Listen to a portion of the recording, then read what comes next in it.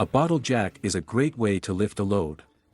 The carrying capacity of such jacks, as a rule, in the standard goes from 2 to 50 tons. There are, of course, more powerful jacks up to 100 tons or more.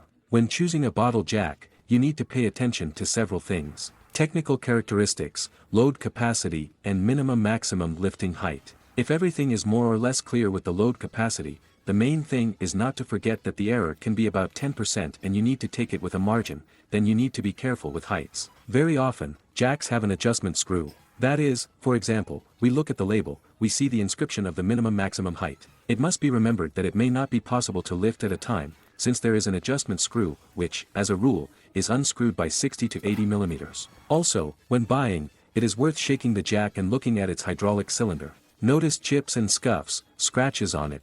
No need to buy. Surface damage to the hydraulic cylinder is brought to leaks and breakdowns.